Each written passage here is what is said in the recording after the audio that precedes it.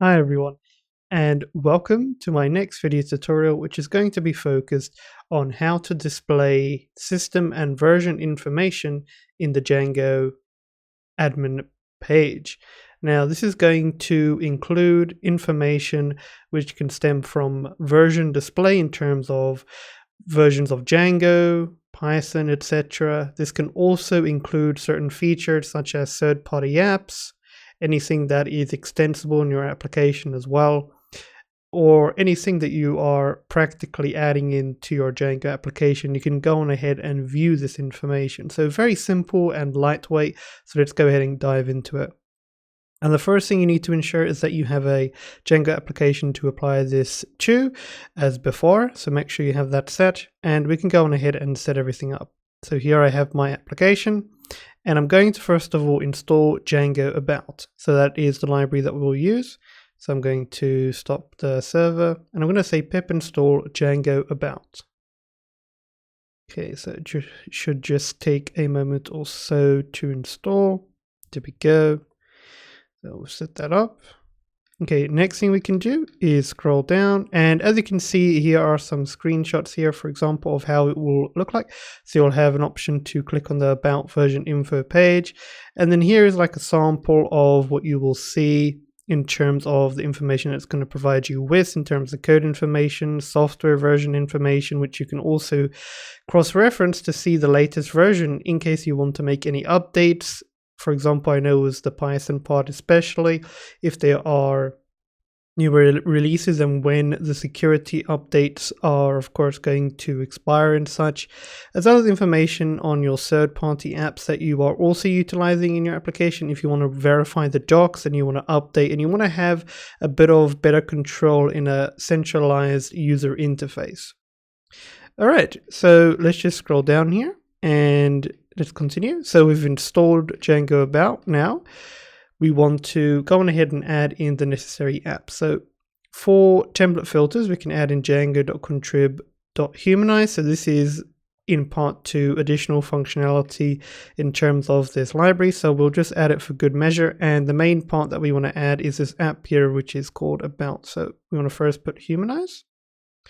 And we can go to our Django project settings.py file. And here we have admin, so it was just below, there we go.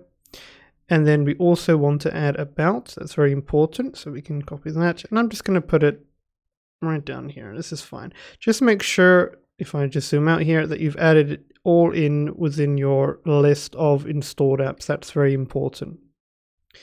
Right, then we just want to add in a particular URL pattern. So in regards to what we saw, if we just scroll up, we saw this right here, this about app, and then of course this model of sorts, you could almost say, about version info. If we scroll down, we can see we just have a URL that pertains to that, which is going to require the include function. So we can head on over to our main urls.py file and just make sure that you have the include function here that you've imported from django.urls.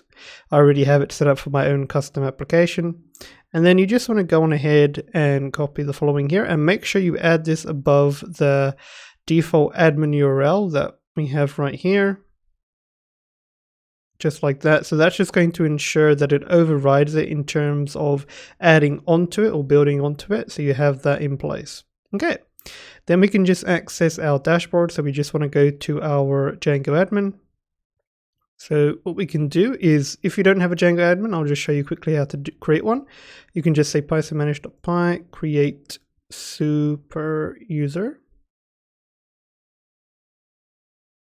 Okay, and I'm just going to say admin 101, skip email, and in a password. And again. Okay, and then just run your server.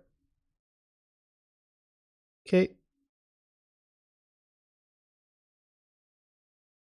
All right. Then we can just put in admin, /admin is good enough. And then now I'd recommend you just switch the mode to a lighter mode. That's going to highlight the information a lot clearer. So let's enter in our information now. All right, now after doing so, you can then log in. Okay, and here we can now say view, or we can just click on the following option here.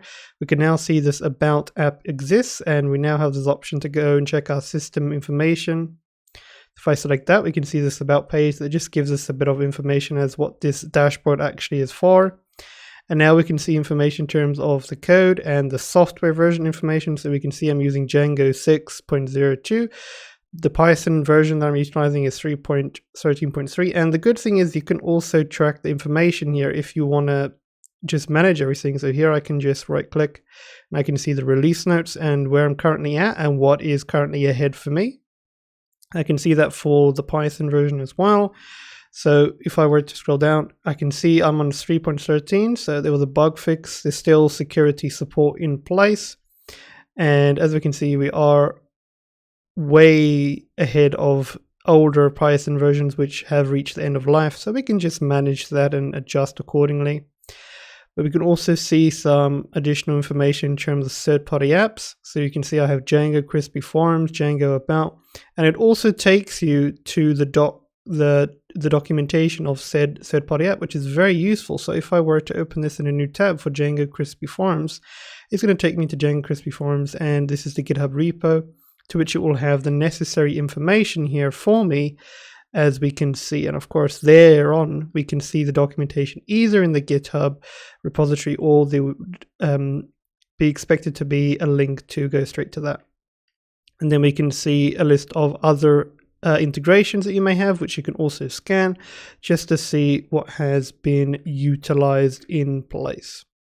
All right, so a very small library, but very helpful if you want to get some information about your application. Of course, it will be a lot more useful if you have a lot of third-party apps and you have a lot more things built into your application. So anything that is medium-sized is going to be even more useful to you.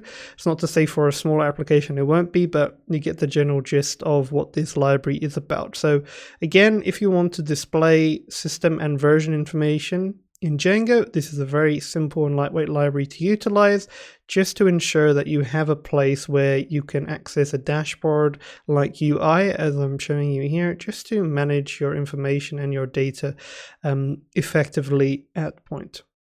Alright guys, so that's it for this video tutorial. As always, thank you for the support, and I'll see you next time. Goodbye.